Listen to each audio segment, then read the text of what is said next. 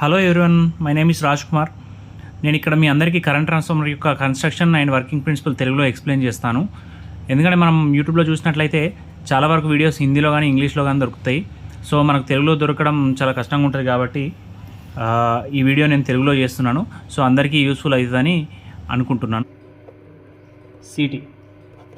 So ఇప్పుడు మన సబ్స్టేషన్లో నేను నా సిటీ ఏంటనేది ఫిజికల్గా చూసిర్రు అక్కడ. సో బట్ ఓవరాల్గా పైన ఎక్స్ప్లెయిన్ చేసినాము. సో మీ క్లాస్లో మొత్తం థియరీలా చెప్తారు, ఇక్కడ మేము జస్ట్ ఫిజికల్గా అట్లా చూపెట్టినాము. బట్ మీకు అంత ఐడియా రాదు అసలు సిటీ అంటే ఏంటి, ప్రైమరీ ఏముంటుంది, సెకండరీ ఏముంటుంది, దాని పర్పస్ ఏంది, అడ్వాంటేజెస్ ఏంది, కనెక్షన్స్ ఎట్లా ఇస్తాము, అదంతా నేను ఏం చేస్తాను అంటే ఇక్కడ మీకు థియరిటికల్గా ఇక్కడ మొత్తం ఎక్స్ప్లెయిన్ చేస్తాను క్లియర్గా మీకు కావాల్సిన లెవెల్లో. అంటే మరీ ఇన్డెప్త్గా అంటే మొత్తం ఫుల్గా అర్థం కాకుండా ఏం చెప్పాను, మంచి నీట్గా అర్థమయ్యేలా ఇక్కడ ఎక్స్ప్లెయిన్ చేసేసి నెక్స్ట్ అక్కడ వెళ్ళిపోయి మనము ఫిజికల్గా చూద్దాము ఆఫ్టర్నూన్ సెషన్లో కానీ లేకపోతే రేపైనా కానీ. సో ఇప్పుడు చూడండి, వాట్ ఈజ్ సిటీ. సో మనం జనరల్గా ఏంటి, కరెంట్ ట్రాన్స్ఫార్మర్, దీన్నే ఇన్స్ట్రుమెంట్ ట్రాన్స్ఫార్మర్స్ అని ఉంటారు, సిటీని పీటీని. సో మనం ఫస్ట్ చూసేది సిటీ.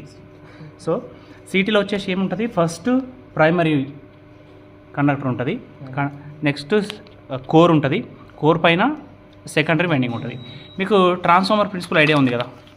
ట్రాన్స్ఫార్మర్ మా జనరల్గా టూ వైండింగ్ ట్రాన్స్ఫార్మర్ ఉంటుంది కదా. టూ వైండింగ్ ట్రాన్స్ఫార్మర్లో ఏముంటుంది, మా ప్రైమరీ వైండింగ్ ఉంటుంది, సెకండరీ వైండింగ్ ఉంటుంది, మధ్యలో కోర్ ఉంటుంది. So primary, secondary, phase neutral based on, అంటే మీరు ప్రైమరీలో సప్లై ఇస్తాం. సో స్టెప్ అప్పా స్టెప్ డౌనా depends on number of turns పైన బేస్ చేసుకొని సెకండరీలో వోల్టేజ్ వస్తుంది. సో మనకి ఇక్కడ ఏం జరుగుతుంది అంటే చూడండి, ట్రాన్స్ఫార్మర్లో మనము పవర్ పి అనే పవర్ని ఇన్పుట్లో ఇచ్చేసినాం అనుకోండి, వోల్టేజ్ వి, కరెంట్ ఐ, వాటిని ఏమంటున్నా నేను, పవర్ P1, V1, I1 అనుకుంటున్నా. ఇది స్టెప్ డౌన్ ట్రాన్స్ఫార్మర్ అనుకుంటే, సో హాఫ్కి స్టెప్ డౌన్ అవుతుంది. సో ఇక్కడ V1 ఇస్తే నాకు V2 వస్తుంది, I1 I2 అవుద్ది. But P1 equals to P2 equals to P, power ఎప్పుడు కాన్స్టెంట్గానే ఉంటుంది. సో పవర్ మారదు. సో నేను హాఫ్ అంటే నెంబర్ ఆఫ్ టర్న్స్ హాఫ్ చేస్తుంది వోల్టేజ్ అంటే చూడండి, ఇప్పుడు V1 V2 అవుతుంది అంటున్నా. So V1 equals to V2 equals to V1/2 అవుతుంది అనుకోండి. సో అప్పుడు I2 ఈక్వల్స్ ఏమవుతుంది, అవ్వదు, 2 టైమ్స్ పెరుగుతుంది, 2 టైమ్స్ ఆఫ్ I1 అవుతుంది. నేను ఏం రాసిన ఇక్కడ, P1 equals to P2 equals to P అని రాసిన ఇక్కడ. P1 ఈక్వల్స్ ఏంటి చెప్పండి, V1 into I1. So P2 equals to V2 into I2 అవ్వాలి. So V1 into I1. ఇక్కడ చూడండి, V2 అంటే ఏంటి, 2, I2 అంటే 2I1. సో 2 క్యాన్సిల్ అయిపోతే మళ్ళీ మనం మిగిలేదేంటి. సో మీకు దీని నుండి మీకు అర్థమయ్యేది ఏంది, ఏ ట్రాన్స్ఫార్మర్లోనైనా voltage step up step down జరుగుతుంది బేస్డ్ ఆన్ స్టెప్ అప్ ట్రాన్స్ఫార్మరా స్టెప్ డౌన్ ట్రాన్స్ఫార్మరా. కరెంటు దానికి అకార్డింగ్గా డబుల్ అవ్వాలా, పెరగాల తగ్గాల ఉంటుంది, స్టెప్ డౌనా స్టెప్ అప్ పట్టేసి. సో ఈ ప్రిన్సిపల్ని యూజ్ చేసుకొని మనము సిటీలో కూడా కన్స్ట్రక్షన్ జరుగుతుంది. బట్ ఏంది సిటీ పర్పస్ ఎందుకు మనకు మెయిన్గా, అంటే మనకు ఆల్రెడీ అమ్మీటర్స్ ఉన్నాయి కదా కరెంట్ని మెజర్ చేయడానికి. సిటీని ఎందుకు వాడతాము అంటే ఇండస్ట్రీస్లలో మనము ఇక్కడ ఏం జరుగుతుందంటే మనం డీల్ చేసేదంతా high voltage, extra high voltage. So extra high వోల్టేజ్ని డైరెక్ట్గా తీసుకొచ్చి మీటర్స్ కనెక్ట్ చేసి మనం మెజర్ చేయలేము.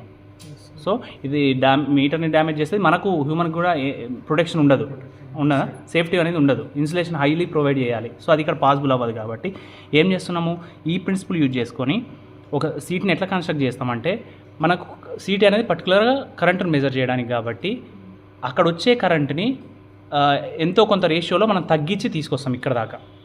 మళ్ళీ ఇక్కడ తీసుకొచ్చి మీటర్ కనెక్ట్ చేసిన తర్వాత ఆ మల్టిప్లికేషన్ ఫ్యాక్టర్తో మల్టిప్లై చేసి యాక్చువల్ కరెంట్ ఎంత ఉందో అలా ఈక్వల్గా వచ్చేలాగా చూసుకుంటాము. ఆ ప్రాసెస్లో ఏమవుతుందంటే, సిటీలో ప్రైమరీలో ఒకటే ఆయిల్ ఉంటుంది అన్నట్టు, నెక్స్ట్ సెకండరీలో నెంబర్ ఆఫ్ టర్న్స్ పెంచేస్తాం, నెంబర్ ఆఫ్ టర్న్స్ పెడతాం.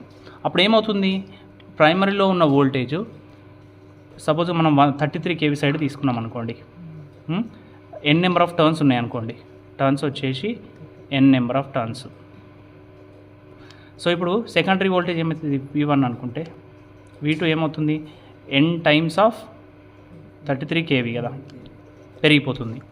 సో I1 అనేది ప్రైమరీ కరెంట్ అనుకుంటే సెకండరీ కరెంట్ ఏమవుతుంది I2. సో కరెంట్ ఎంతకు తగ్గుతుంది I2 equals to I1/n times తగ్గుతుంది. ఎందుకంటే ఇక్కడ వోల్టేజ్ అనేది n టైమ్స్ పెరుగుతుంది కదా, కరెంటు n టైమ్స్ తగ్గిపోతుంది. సో మనం దీన్ని ఇక్కడ ఎట్లా డిజైన్ చేస్తామంటే మనం తీసుకున్నది పర్టికులర్గా మనం 33 kVలలో 400 మన సబ్స్టేషన్లో 33 kV ఫీడర్కి తీసుకునేది 400/1 amperes రేటింగ్స్లో తీసుకుంటాం. అంటే ప్రైమరీ కరెంటు 400 వస్తే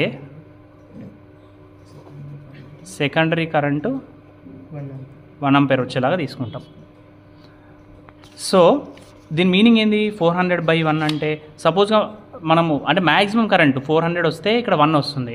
అదే ఒకవేళ ఇఫ్ 200 వచ్చింది అనుకోండి, ప్రైమరీలో 200 amperes ప్రైమరీలో వస్తే సెకండరీలో ఎంత వస్తుంది అంటే 0.5 వస్తుంది. 0.5 amps అనేది సెకండరీలో వస్తుంది. అట్లా తగ్గుతుంది, పెరిగితే పెరుగుతుంది. సో ఇట్లా డిజైన్ అయ్యేలాగా మనము ప్రైమరీ కాయిల్ తీసుకుంటాము, కోర్ ఉంటుంది, సెకండరీ వైండింగ్ ఉంటుంది. సో ఈ ప్రతి సిటీలో ఇదే ఉంటుంది. అయితే ఈ సిటీలో ఎట్లుంటుందంటే ప్రతి సిటీలో మినిమం ఒకటి మీటరింగ్ కోర్ ఉంటుంది, ఇంకోటి ప్రొటెక్షన్ కోర్ ఉంటుంది. మీటరింగ్కి వేరే ఉంటుంది. అంటే ఇట్లాంటి కోర్ ఉంటున్నాయి కదా, కోర్ ఈ వైండింగ్ మెకానిజం ఇదంతా ఈ డిజైన్ అంతా ఇప్పుడు 33 kV ఫీడర్ తీసుకుంటే మన దగ్గర రెండు ఉంటాయి, ఒకటేమో మీటరింగ్కి, ఒకటి ప్రొటెక్షన్కి. సో మీటరింగ్ ప్రొటెక్షన్ అంటే డిఫరెన్స్ ఏంటంటే మీరు ఒక్కసారి బాగా అబ్జర్వ్ చేస్తే మీటరింగ్లో మనం ఏ కరెంట్స్ మెజర్ చేస్తాం చెప్పండి. మీటరింగ్ అంటే డైలీ ఈచ్ అవర్కి, ఈచ్ సెకండ్కి, ఈచ్ మినిట్కి, ప్రతి ఇన్స్టెంట్లో వచ్చే కరెంట్స్ని మనం మెజర్ చేసుకుంటూ ఉంటాము. సో అంటే నార్మల్ కరెంట్స్ని మీటరింగ్లో మెజర్ చేస్తాం మనం.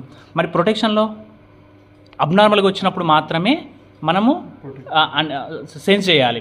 మన మెయిన్ మోటో అది. అంటే ఇది సపరేట్గా ఉండాల్సిన అవసరం ఏముంది అంటే ఇప్పుడు నార్మల్ కరెంట్స్ని మాత్రం మీటరింగ్లో తీసుకుంటున్నాము, ఏమైతే అబ్నార్మల్ కరెంట్స్ ఉంటాయో అవి ప్రొటెక్షన్లో సెన్స్ అవ్వాలి. సో మీకు కోర్ సాచురేషన్ అనే పాయింట్ ఐడియా ఉందా? సాచురేషన్ అంటే సాచురేషన్ పదం లేదా? సో సాచురేషన్ అంటే ఏంటంటే ఇప్పుడు మనము ఎందులోనైనా ఏ కాయిల్ అయినా కరెంట్ పాస్ చేస్తే మ్యాగ్నెటిక్ ఫీల్డ్ ప్రొడ్యూస్ అవుతుంది కదా. ఆ మ్యాగ్నెటిక్ ఫీల్డ్ ఈ కోర్ నుండే కదా పాస్ అవుతుంది.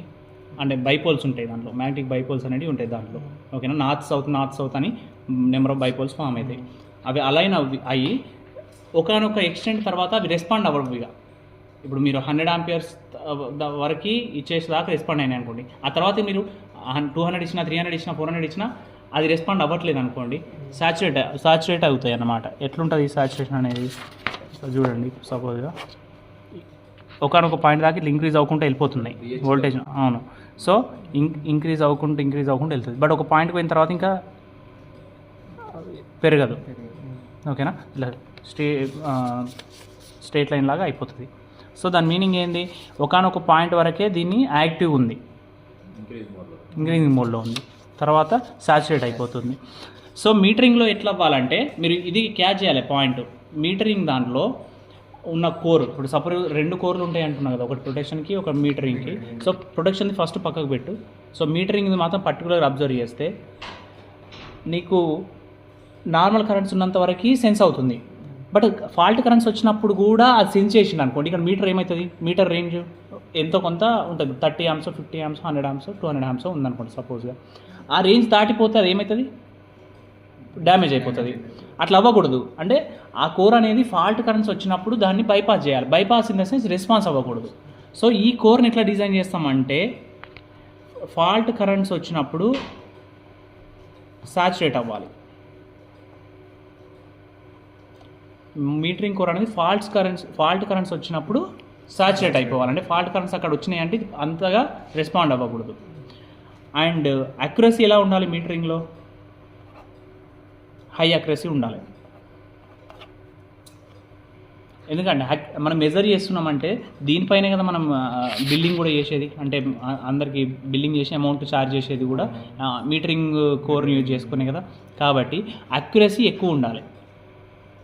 ఈ 2 పాయింట్లు మీరు మైండ్లో పెట్టుకోవాలి. అంటే మీటరింగ్ కోర్లో ఫాల్ట్ కరెంట్స్కి సాచురేట్ అవ్వాలి, అక్యురసీ హై ఉండాలి. అండ్ ప్రొటెక్షన్ చూస్తే అక్యురసీ మోడరేట్గా ఉంటే సరిపోతుంది. అంటే ఎందుకంటున్నా నేను నార్మల్ కరెంట్స్ దగ్గర ప్రొటెక్షన్ కోర్కి అంత అక్యురసీ లేకపోయినా ఏం కాదు. బట్ ఫాల్ట్ కరెంట్స్ వచ్చినప్పుడు ఏం చేయాలి? అది అక్యురసీ అవసరం లేదు మనకు, బట్ సెన్స్ అవ్వాలి, సెన్సిటివిటీ హై ఉండాలి. ఓకేనా? హై సెన్సిటివిటీ ఉండాలి. నెక్స్ట్ సాచురేట్ అవ్వకూడదు. ఫాల్ట్ కరెంట్స్కి వెంటనే సాచురేట్ అవ్వకూడదు, ఎందుకంటే ఫాల్ట్ వచ్చినప్పుడు అది సెన్స్ చేయగలగాలి. కానీ సాచురేట్ అయిపోయి నీకు సెకండరీలో కరెంట్ రాలేదనుకో సెన్స్ చేస్తుందా? రిలే సెన్స్ చేయదు. మళ్ళీ ఫాల్ట్ నుండి ప్రొటెక్ట్ చేయలేము డివైజెస్ని.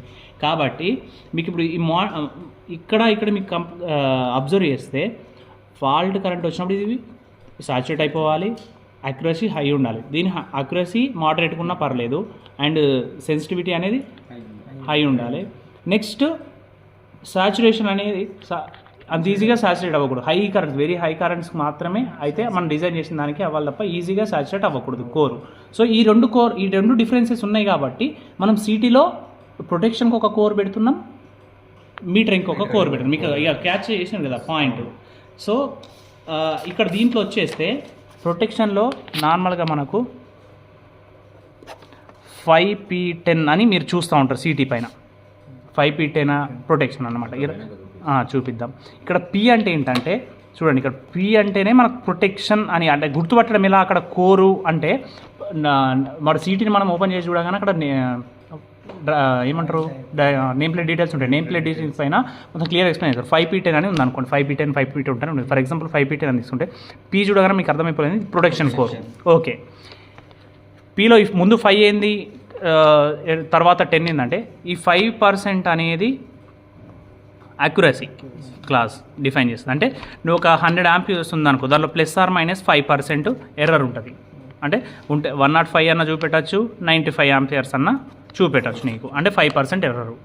సో ఇక్కడ 10 ఉంది చూసినావా, 10 టైమ్స్ కరెంట్కి సాచురేట్, అంటే అంతకన్నా ఎక్కువ కరెంట్కే సాచురేట్ అవ్వాలి. ఇప్పుడు ఒక ఫాల్ట్ వచ్చింది అనుకోండి, 10 టైమ్స్ కన్నా బిలో కరెంట్స్కి సాచురేట్ అవ్వద్దు, అయితే మళ్ళీ ప్రొటెక్ట్ చేయలేము మనం. కాబట్టి వెరీ హై కరెంట్స్ దగ్గర మాత్రమే సాచురేట్ అవుతుంది.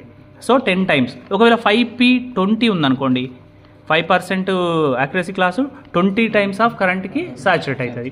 సో మీకు ప్రొటెక్షన్ కోర్ మీరు చూడగానే, సిటీని చూడగానే ప్రొటెక్షన్ కోర్ ఏది అని మీకు రికగ్నైజ్ చేయాలంటే ఇది ఉంటుంది. సో మీటరింగ్లో ఏముంటుంది మళ్ళీ తర్వాత, మీటరింగ్ కోర్లో వెంటనే అక్యురసీ క్లాస్లో 0.2S అనేది ఉంటుంది.